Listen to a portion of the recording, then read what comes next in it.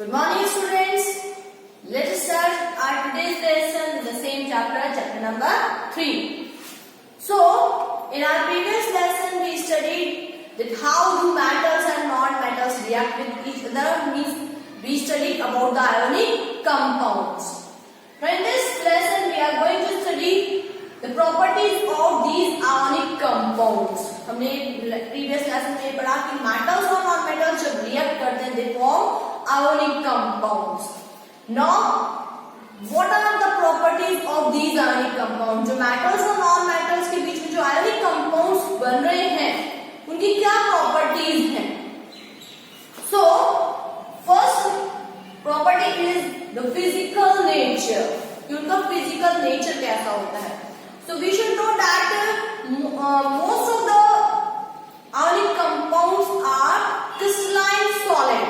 Crystal की form में solid state में प्रेजेंट होते हैं and they are generally hard because of their strong inter ionic forces of attraction. क्योंकि हमने ये पढ़ा है कि जो आयोनिक कंपाउंड्स है वो आयन से मिलकर बने हुए हैं.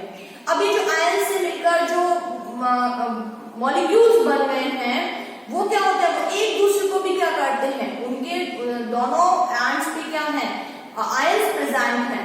तो ये जो एक आयन है वो दूसरे आयन से भी क्या होगा, अट्रैक्ट होगा. So we can say that inter ionic forces of attraction. दो आयंस के बीच में एक मॉलिक्यूल बन गया NaCl का, वो दूसरे NaCl के मॉलिक्यूल से भी क्या होगा, अट्रैक्ट होगा. यानी कि उनके अंदर inter ionic forces of attraction होंगे. And because of this, they form a rigid structure. एक rigid structure बना लेते हैं. That's why they are very hard. इस interionic forces, strong forces of attraction की वजह से वो बहुत ही hard होते हैं. But they are generally brittle. Brittle we know that when the force is applied on them, they break down. उन्हीं को हम brittle कहते हैं. तो ये brittle होते हैं. अगर हम इन पे force apply करते हैं तो ये ब्रेक हो जाते हैं. Now comes to the next point, that is melting and boiling point. So as we know that the ionic compounds are strong compounds. Ionic compounds बहुत strong compounds हैं. अभी हमने ऊपर वाले में पढ़ ही लिया है that due to the presence of strong inter-ionic forces of attraction, interionic forces of attraction भी प्रेजेंट होता है. That's why they are very rigid and that's why they have high melting and boiling point. उनका high melting and boiling point होता है because to break down these interionic forces of attraction we have to provide them a large amount of energy in the form of heat. इनके interionic forces of attraction को break करने के लिए हमें बहुत ज्यादा हीट एनर्जी प्रोवाइड करनी पड़ती है. That's why their melting and boiling points are very high. उनका ये मेल्टिंग और बॉइलिंग पॉइंट ज्यादा है due to the strong interionic forces of attraction. Now next is solubility. अभी हमने पढ़ा है कि जो आयनिक कंपाउंड्स हैं दे आर पोलर. एक उनके दो पोल्स बन जाते हैं एक तरीके से, एक पॉजिटिव वाला और एक नेगेटिव वाला. तो एक तरीके से हम कहते हैं कि टू ऑपोजिट पोल्स बन जाते हैं. तो we can say that they are polarised. So these polarised ionic compounds are soluble in polarised solvent. ये पोलराइज्ड जो आयनिक कंपाउंड्स हैं ये पोलराइज्ड या पोलर सॉल्वेंट्स में ही क्या होते हैं, डिसॉल्व होते हैं. जैसे कि H2 है, H2O है, अमोनिया है, इन्हीं में डिसॉल्व होते हैं. But they are insoluble in unpolarized या नॉन पोलर सॉल्वेंट्स. इन नॉन पोलर सॉल्वेंट्स में जैसे बेंजीन है, कार्बन टेट्राक्लोराइड है, केरोसिन है, पेट्रोल है, इनमें डिसॉल्व नहीं होते हैं बिकॉज दे आर पोलराइज्ड. ये जो आयनिक कंपाउंड्स है पोलराइज्ड है, इसलिए ये पोलराइज्ड सॉल्वेंट्स में ही डिसॉल्व होते हैं. नॉन पोलराइज्ड सॉल्वेंट्स में डिसॉल्व नहीं होते हैं. So we can say they are soluble in water, liquid ammonia, but insoluble in kerosene, petrol and benzene, and we can easily explain it why. Then the conduction of electricity. अब conduction पढ़ेंगे कि whether they conduct the electricity or not. So it is obvious that as we know that these ionic compounds have a strong inter-ionic forces of attraction. इनके जो ions है उनके बीच में एक strong forces of attraction है, due to which their structure is rigid.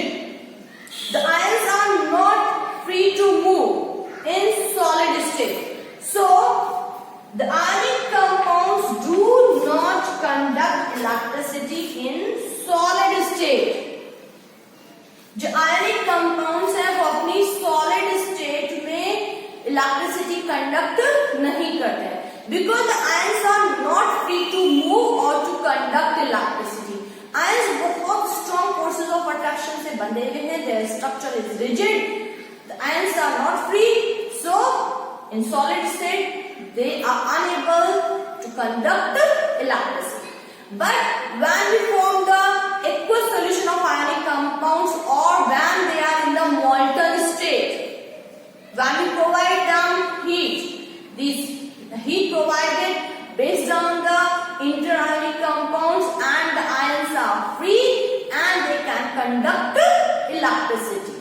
जब हम उनका एक्वस सॉल्यूशन बना रहे हैं वाटर में, एक्वस सॉल्यूशन होता ही वाटर में है, तो अगर हम वाटर में उसका सॉल्यूशन बना रहे हैं तो ये आयंस जो होते हैं वो फ्री हो जाते हैं.